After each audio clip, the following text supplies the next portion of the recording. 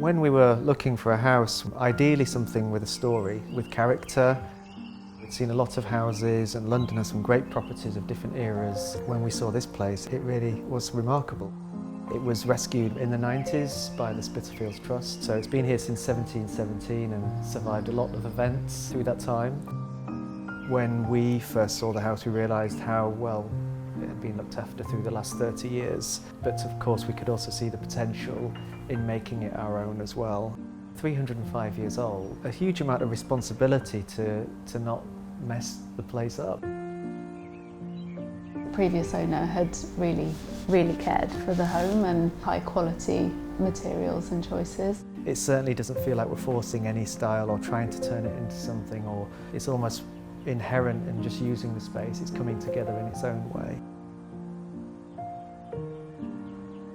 There's so much beautiful panelling and cornicing and fireplaces and everything. Some of the approaches we've taken with flooring and other surfaces, and to simplify everything down, because there's so much to look at in terms of the detail of the house and how it's constructed.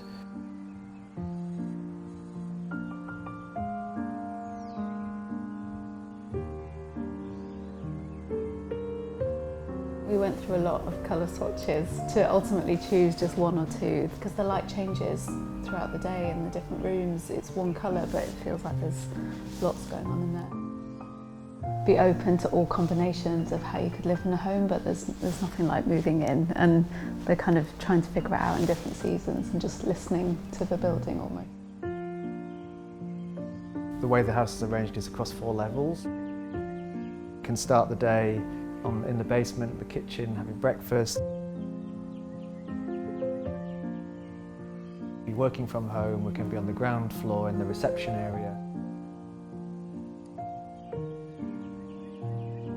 The afternoon and evening to come up to this room and enjoy the space here, and the afternoon lights coming in. It's a south-facing room, which is really nice. And as the day goes on, you kind of elevate back up to the top of the house again.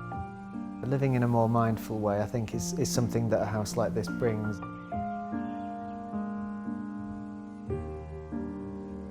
There are some clues in the way that the building works, and that's given us a few ideas of how to use it ourselves as well.